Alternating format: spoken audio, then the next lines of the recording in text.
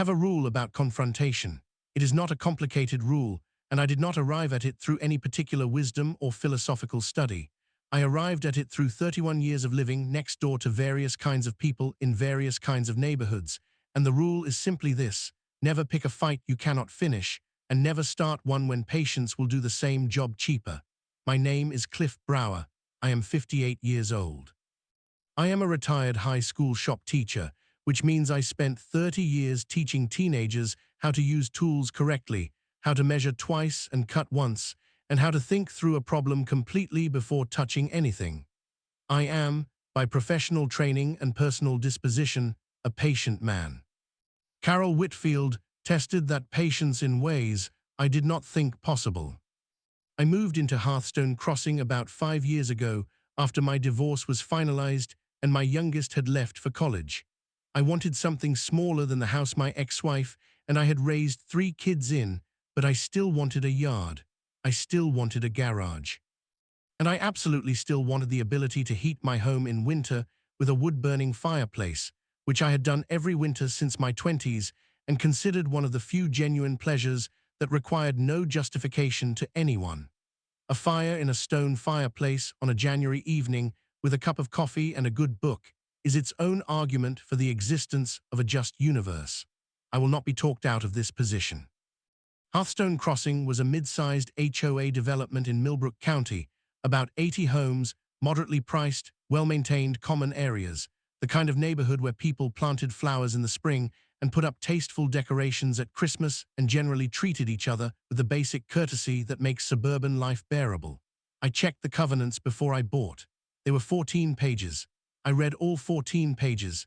Nothing in them prohibited wood storage. Nothing in them restricted the use of a wood-burning fireplace. There was a provision about maintaining neat appearance of side yards and a provision about not leaving debris on the property, and I made a mental note that I would need to keep my woodpile organized and covered. I had always done that anyway. I introduced myself to Carol Whitfield on my 3rd day in the neighborhood. She lived directly across the street in a house that was a mirror image of mine in floor plan, but that she had furnished based on what was visible through her frequently open front door, with the kind of aggressive decorative certainty that suggested she had very clear opinions about how things should look and had acted on all of them simultaneously. She was in her late 50s, trim and well put together, with the kind of bright-eyed alertness that could read as either warmth or surveillance, depending on your prior experience with similar people. She brought banana bread. It was good banana bread, I'll give her that. She was pleasant. We talked for about 20 minutes on my front porch. She told me about the neighborhood, who lived where, which families had kids, where the good parking was during the annual summer cookout.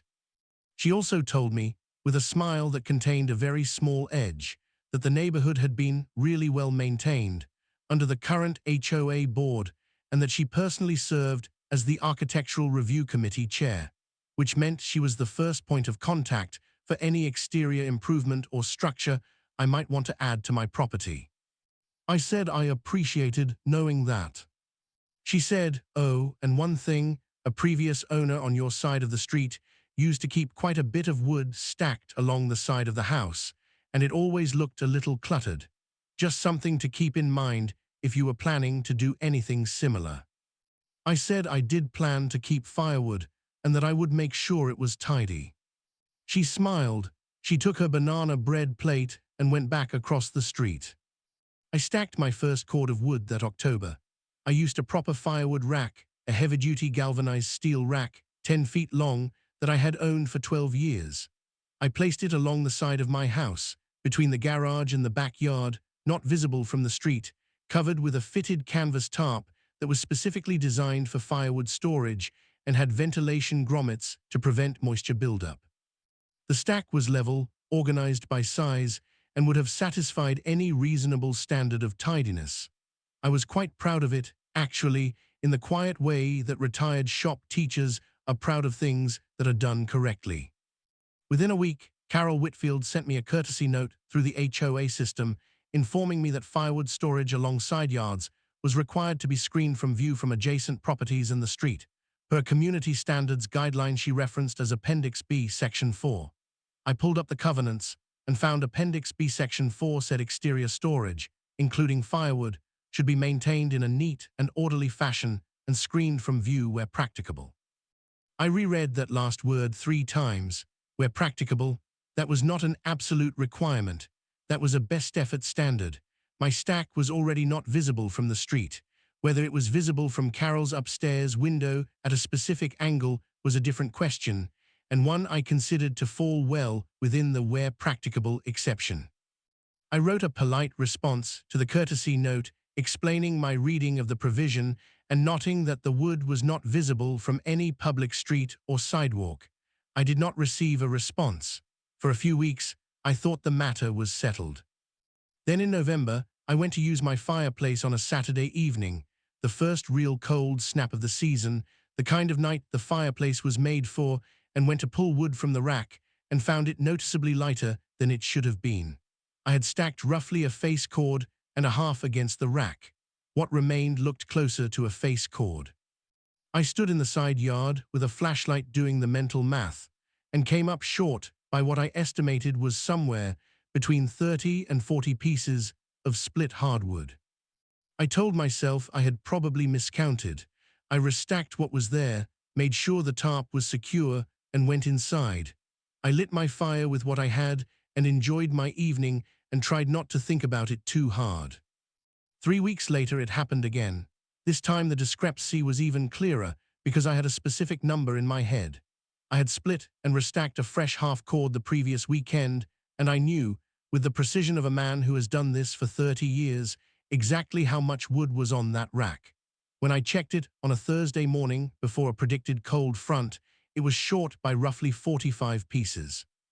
Good pieces, too, the bigger splits of dense oak that I kept toward the front because they were the ones I reached for first. I was not a man who jumped to conclusions, but I was also not a man who miscounted firewood twice. I bought a game camera, the kind deer hunters use, a motion-activated unit that took time-stamped photos and stored them on an SD card.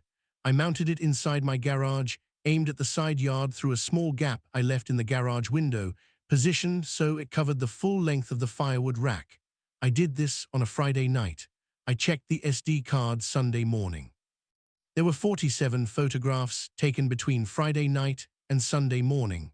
43 of them were triggered by a neighborhood cat that had apparently decided my side yard was part of its regular patrol route. 4 of them were not the cat. The 4 photographs were taken at 6:43 in the morning on Saturday.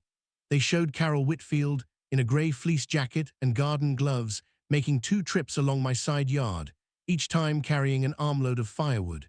In the photographs, she was completely matter-of-fact about it, not hurrying, not looking over her shoulder, just walking to my woodpile, selecting pieces, and carrying them across the street to her house. The last photograph showed her from behind, crossing the street with her final armload, her breath visible in the cold November air.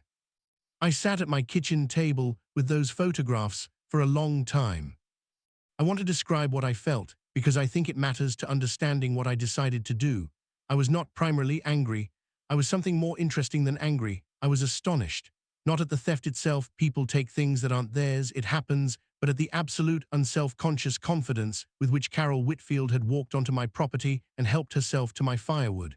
There was nothing furtive about those photographs. She was not sneaking. She was not nervous. She walked to my woodpile the way you walk to your own pantry, with a sense of entitlement so complete that it apparently did not register as theft in her own mind. She was the Architectural Review Committee chair. She had sent me a courtesy note about the visibility of my woodpile. She had suggested, in our very first conversation, that she did not particularly want me to have a woodpile at all. And then she had been helping herself to that woodpile for apparently months, with total impunity, because it had never occurred to her that anyone would notice, or that anyone who noticed would do anything about it.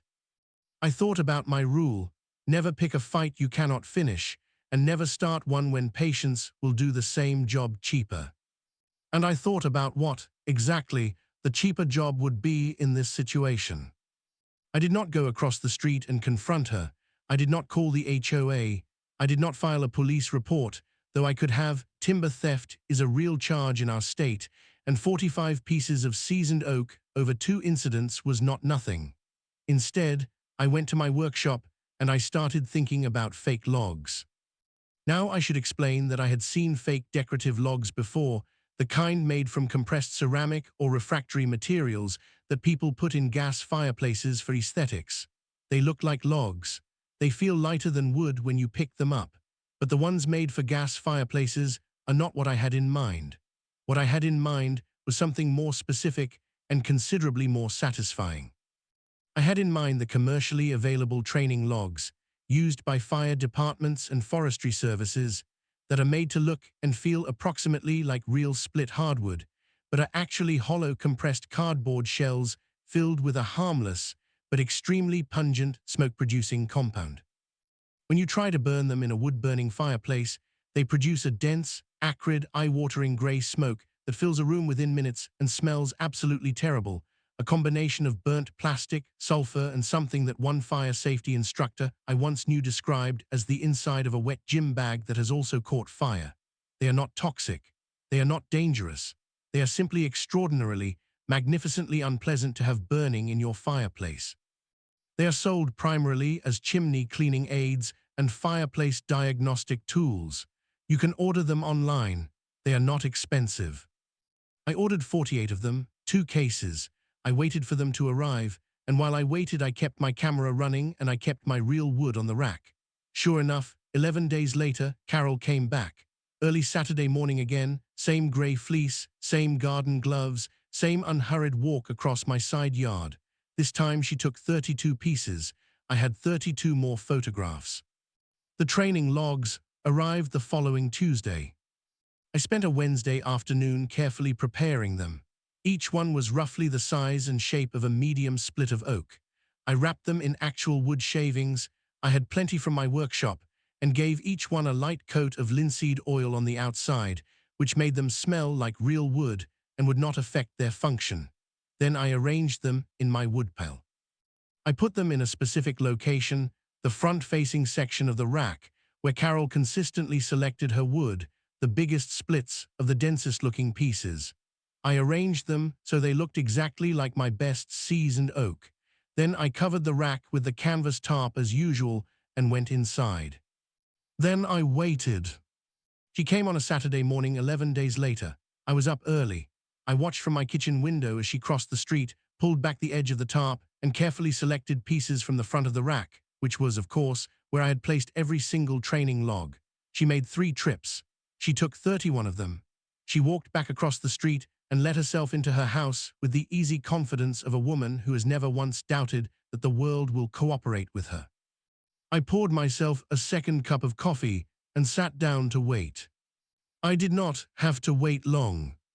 At 9:47 that morning, I checked my phone because I wanted to know the exact time I heard it.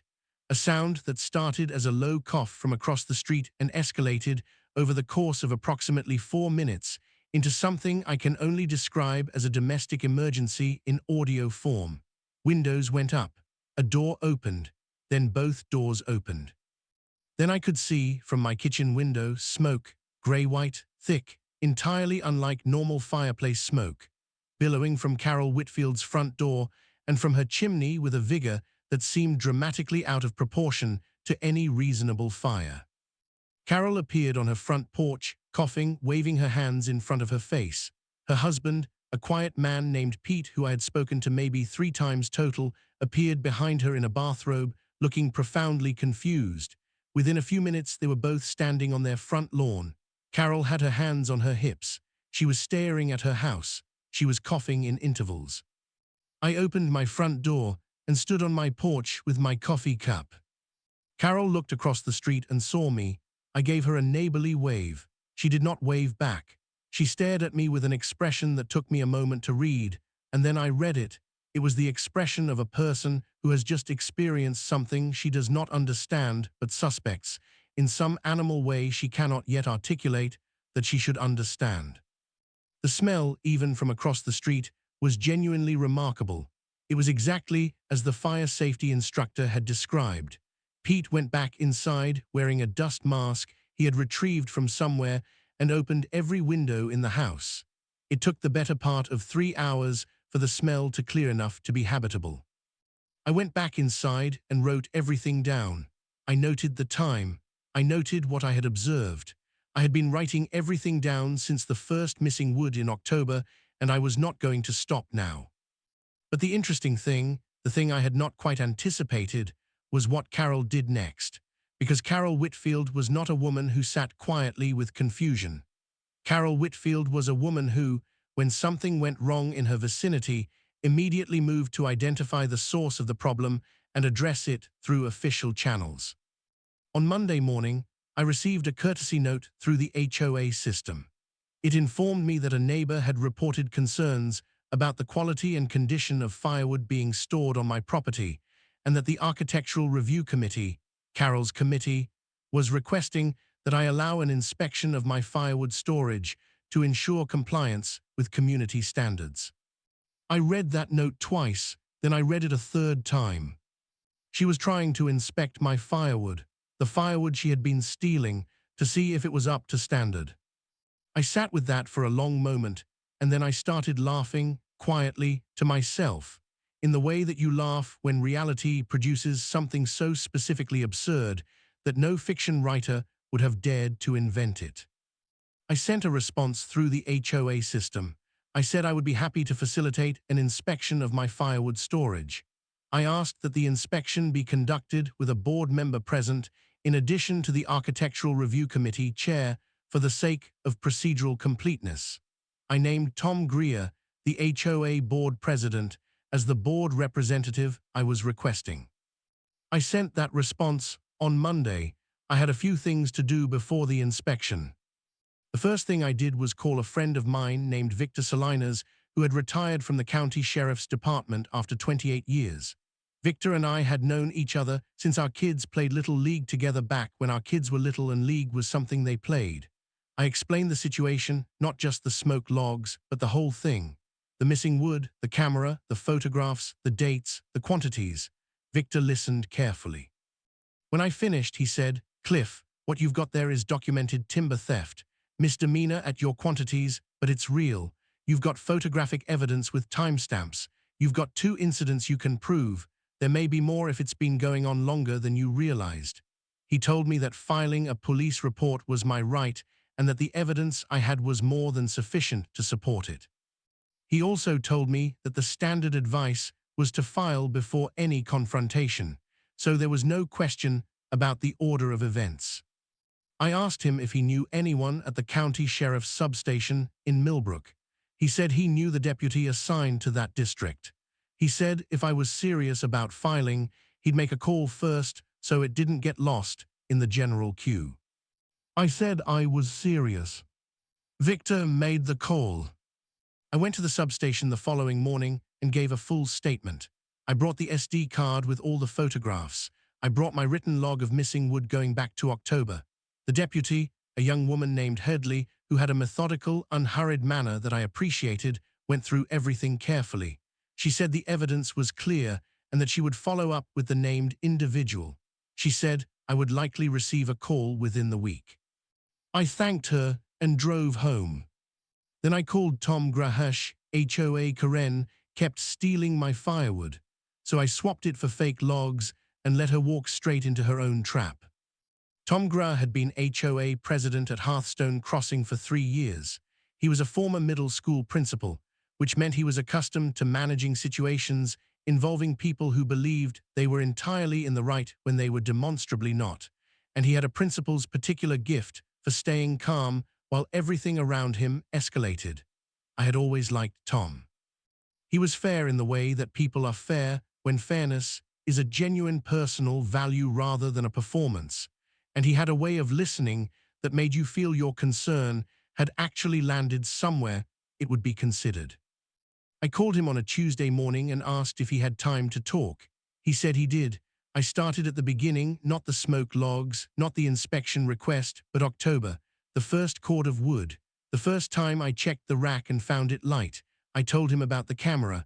I told him about the photographs. I told him about the second incident and the third and the quantities involved. I told him I had been to the sheriff's substation and filed a formal report and given Deputy Headley the photographic evidence. Tom was quiet for a long moment after I finished. Then he said, "Cliff, I have to be honest with you, I'm not entirely surprised that there's a situation here, but I am surprised by the specifics." He asked me to send him the photographs. I said I would. He said he wanted to see them before the inspection was scheduled. I said that was fine with me. I sent him 17 of the clearest photographs that afternoon, the ones with the best timestamps and the clearest images of Carol's face and the firewood in her arms. Tom called me back 2 hours later. He said, "Cliff, I've looked at these. I think before we talk about an inspection of your property, we need to have a different conversation entirely. Can you come to the community center tomorrow evening at 6? I said yes. The meeting Tom had in mind was not the full board. It was Tom, the board vice president Jemt Russer, and me. It was not an official HOA proceeding. Tom was careful to make that clear.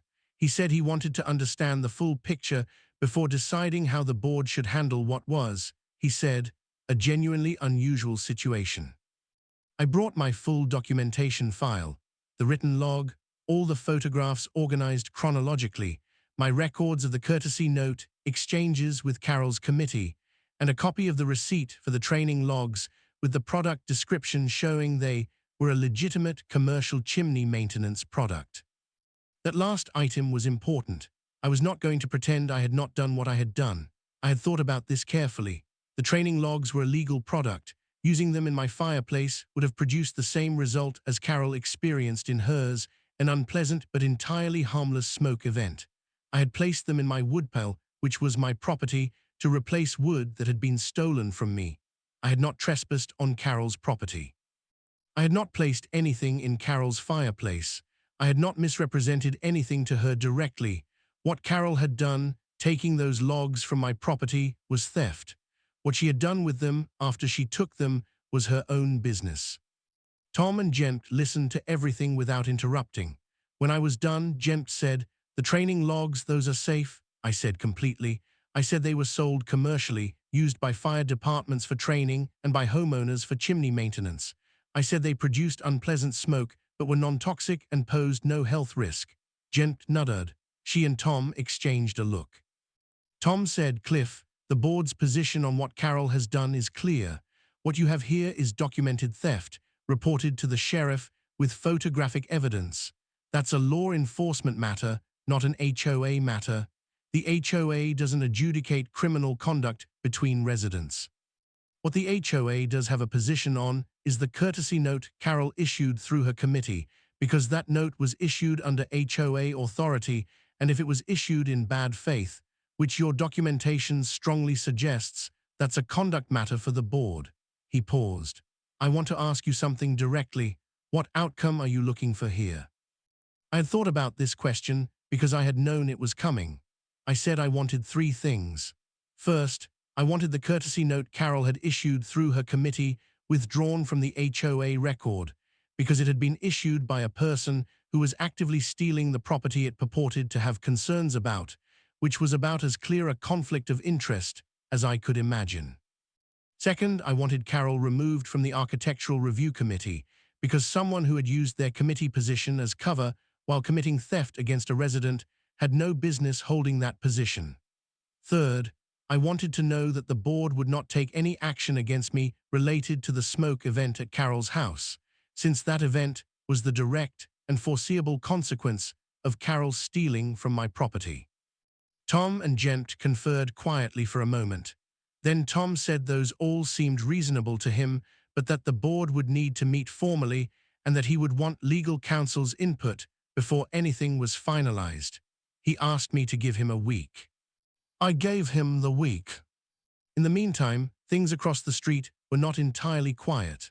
I noticed that Carol had stopped doing her morning porch coffee routine, which had previously been a daily occurrence visible from my kitchen window. Pete, her husband, left for work each morning at his usual time, but had taken on the slightly hunched posture of a man carrying something heavy he had not chosen to pick up. On Thursday of that week, a car I didn't recognize parked in Carol's driveway for about 2 hours in the afternoon and left. On Friday, Deputy Headley called me to confirm that she had made contact with Carol Watfold and that the matter was being actively processed. She said I would receive updates as the case progressed. She thanked me for the thorough documentation, which she said had made her job considerably easier. I said I was a retired shop teacher, and documentation was something of a professional habit. She laughed. It was a genuine laugh. I appreciated that. The following Tuesday, Tom Gra called a formal board meeting. It was not a public meeting. The agenda said only personnel matter under new business, which under the HOA bylaws allowed for a closed session. I was invited to present my documentation to the full board at the beginning of the meeting. I brought everything, including the product information sheet for the training logs, because I wanted every board member to have complete information, and I did not want anyone hearing about it second or third hand with details missing or distorted. I sat in front of the board, 5 people at a folding table, including Carol Whatfold, who was required to be present as a board committee chair, but who had been advised by Tom beforehand that there would be a conflict discussion, and she would need to recuse herself from any votes related to the Architectural Review Committee actions. She was there when I came in. She sat with her hands folded on the table and did not look at me. I presented my documentation. I walked through the timeline, the photographs, the quantities, the police report. I described the training logs, what they were, where they were sold, what they did, and why I had placed them in my woodpile. I was factual. I did not editorialize. When I was done, I thanked the board for their time and left the room. I sat in the parking lot for about 45 minutes. Tom came out and found me there. He told me the board had voted. The courtesy note from Carol's committee was withdrawn and expunged from my HOA record. Carol had resigned from the Architectural Review Committee chair position during the closed session. Before the vote, Tom said she had submitted her resignation in writing without being asked, which suggested she had her own counsel's advice ringing in her ears. The board had also voted to issue a formal statement of concern to Carol regarding conduct unbecoming an HOA officer, which was the strongest language available to them in the bylaws short of initiating a formal removal proceeding. On the question of any action against me related to the smoke event, the board's position was that no HOA violation had occurred.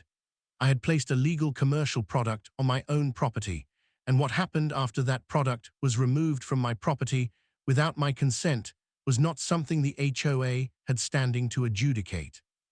Tom looked at me for a moment and then said, "Cliff, I've been doing this 3 years, and I've had a lot of unusual situations come across the board. I want you to know the board takes what happened to you seriously.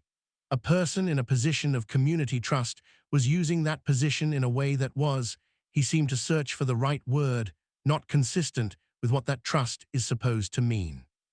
I thanked him, I shook his hand, I drove home. What came next played out over several months in ways I could not have fully predicted. The sheriff's office filed a misdemeanor theft charge against Carol. The charge covered the documented incidents, the 2 I had clear photographic evidence for. The county prosecutor looked at the evidence and decided the case was straightforward enough to proceed.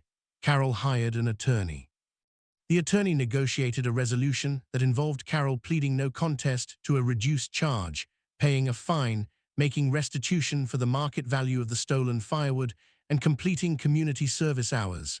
No jail time, nothing that would permanently alter her life in dramatic ways, but a criminal record, however minor, where there had not been one before. I found out about the resolution from Deputy Hadley, who called to inform me as the complaining party. She asked if I had any questions. I said I didn't think so. She said, "Mr. Brower, I just want to say your documentation was some of the cleanest I've seen on a case like this. Time-stamped photographs, written log, all organized, made the whole thing easier for everyone." I said I appreciated that. She said, "You ever think about doing this professionally?" I said I thought I'd done enough professional things for one lifetime. Pete Whitfield knocked on my door in February.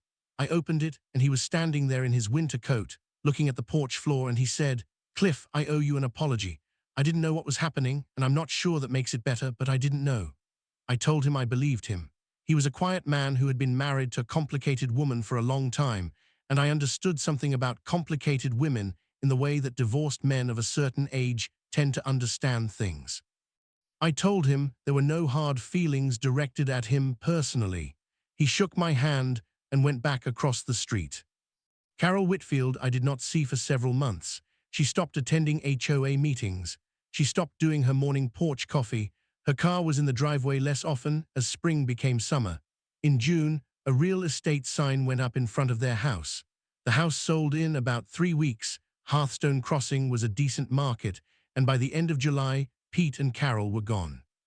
The new neighbors were a couple in their early 40s, Chris and Deborah Marsh, with a golden retriever named Hank and a habit of waving from the driveway in the morning. Deborah brought muffins when they moved in. I ate one on my front porch and thought about how neighborhoods work, how they go wrong and how they go right, and how the difference is often much smaller than it seems. Not some fundamental divide between good people and bad people, but a matter of whether the people who are paying attention decide to do something with what they see. I had stacked a fresh cord and a half of firewood by then, seasoned red oak I had split myself over the summer. The rack was full and tight and covered, just like always. I had not replaced the game camera after taking it down. I thought about putting it back up, out of habit, and then decided against it. Not every situation requires the same level of documentation. Deborah Marsh did not look like a woman who helped herself to other people's firewood, and Hank, the golden retriever, who had already identified my side yard as a place worth sniffing thoroughly, seemed like a decent early warning system regardless. I went inside and lit my fireplace on the first cold evening of October and sat in my chair with my coffee and my book. The fire was good. The wood was dry. The room smelled exactly the way a room should smell when there is a proper fire in it, which is the opposite of how Carol Whitfield's living room had smelled on a specific Saturday morning in November when she had helped herself to something that was not hers and discovered, in the most direct possible way, that what you take from other people does not always give you what you expected. The fire burned for 3 hours. I fell asleep in my chair somewhere around the second hour, the way you do when the room is warm and the house is quiet and you have nothing left to worry about on a particular evening. When I woke up, the fire had burned down to coals and the room had that deep, settled warmth that only a wood fire leaves behind. I banked the coals, put the screen back in place, and went to bed. I slept very well.